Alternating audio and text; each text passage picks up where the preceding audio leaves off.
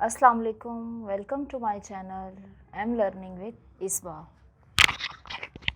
जैसे कि हमने पिछली वीडियो में इंट्रोडक्शन वाली वीडियो थी हमारी, उसमें हमने कंटेंट्स भी देखा था और जो चैप्टर्स थे वो सारे कवर किए थे, देखे थे। तो उसमें जो फर्स्ट यूनिट है हमारे पास, यूनिट 1 सेट का है। तो आज हम सेट के बारे में ही पढ़ेंगे, सेट का कॉन्सेप्ट लेंगे। अक्सर औक़ात आप लोगों ने सेट वर्ड को इस्तेमाल किया है या सेट वर्ड को इस्तेमाल करते होंगे। तो सेट वर्ड का मतलब क्या है? कलेक्शन ऑफ एनीथिंग या anything in collection is called set. जो भी चीज़ ग्रुप में होगी, क्राउड में होगी या फिर मजमूए में होगी, उसको हम सेट कहते हैं इन जनरली। तो सेट की डेफिनेशन जनरली में क्या होगी कि collection of anything. Let suppose आप लोगों ने बहुत ज़्यादा सुना होगा कि जैसे सोफ़ा सेट है, टी सेट है, वाटर सेट है, पीपल्स का क्राउड है या प्लेयर्स की टीम है या जो भी है। तो उसमें सब चीज़ों में हम कलेक्शन इस्तेमाल कर रहे हैं। यानी सोफ़ा सेट है तो उसमें कलेक्शन है, टी सेट है उसमें भी 2-4 चीज़ें जो भी होंगी, और वाटर सेट है तो उसमें भी जग और ग्लासेस, ये सब चीज़ें होंगी। तो ये सारी चीज़ें कलेक्शन में आ रही हैं, तो इसलिए हम जो भी चीज़ कलेक्शन में या मजमूए में या फिर क्राउड में होगी उसको हम सेट वर्ड का नाम दे देते हैं। लेकिन ये जो इसकी मीनिंग है या ये जो इसका मतलब है, ये इन जनरली है। मैथमेटिक्स में थोड़ी सी डेफिनेशन इसकी चेंज होगी, तो हम मैथमेटिक्स में देख लेते हैं कि इसकी डेफिनेशन क्या है।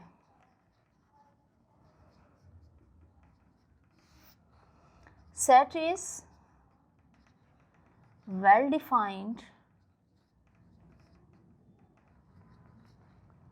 And distinct objects.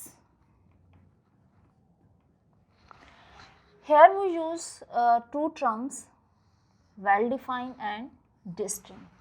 तो what is the meaning of well defined? Well defined का मतलब होता है वाज़े तौर पर, और distinct का मतलब होता है different या फिर मुख्तलिफ।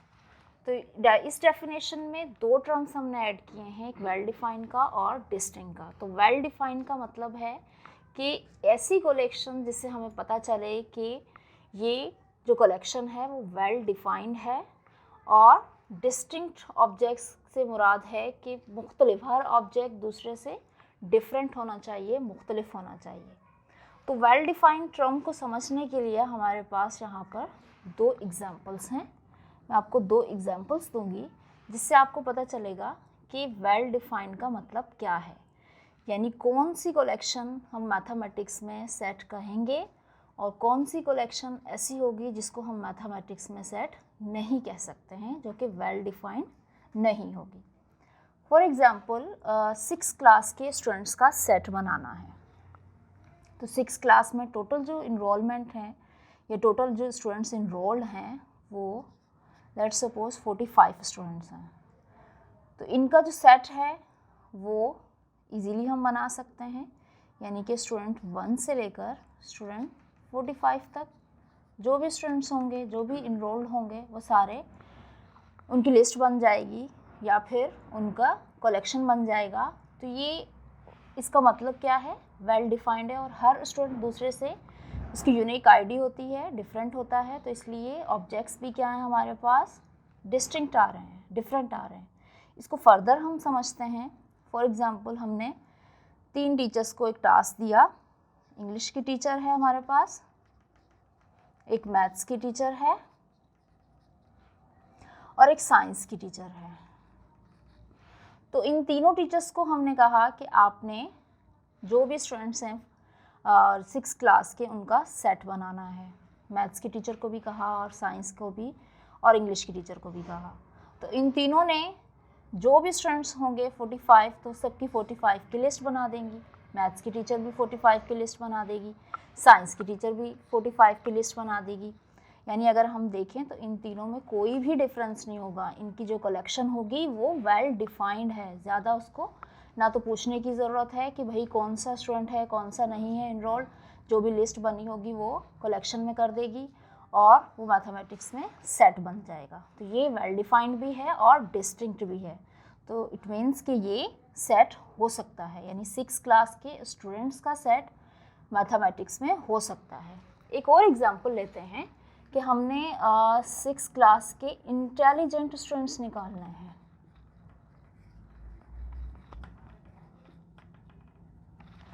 इंटेलिजेंट स्टूडेंट्स, पहली बात तो ये कि जो इंटेलिजेंट वर्ड है इससे ही जाहिर है कि इंटेलिजेंसी को हम नाप नहीं सकते हैं, इंटेलिजेंट से क्या मुराद है। तो हमने यही टास्क जो है वो तीनों टीचर्स को दिया, इंग्लिश, मैथ्स और साइंस की टीचर को। तो इंग्लिश की टीचर ने वो इंटेलिजेंट स्टूडेंट कैसे निकालेगी इंग्लिश की टीचर?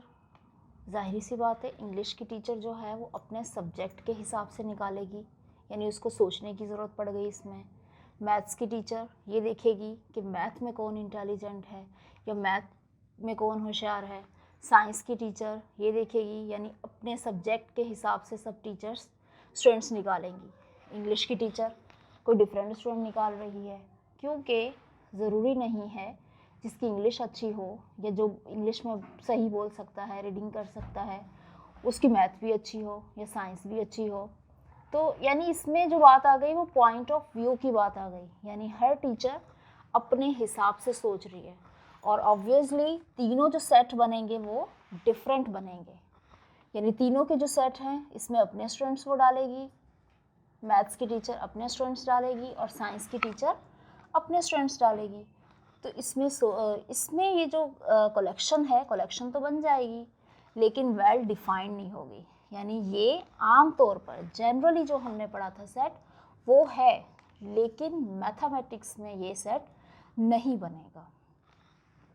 तो आई होप कि आपको मेरी वीडियो पसंद आई होगी और सेट का एक पूरा कॉन्सेप्ट आपको मिल गया होगा कि जनरली हम सेट किसको कहते हैं, यानी कोई भी कलेक्शन जिसको हम सेट कह सकते हैं, लेकिन मैथमेटिक्स में अगर वेल डिफाइंड और डिस्टिंक्ट होगा तो ही वो सेट कहलाएगा, अदरवाइज़ वो सेट नहीं होगा।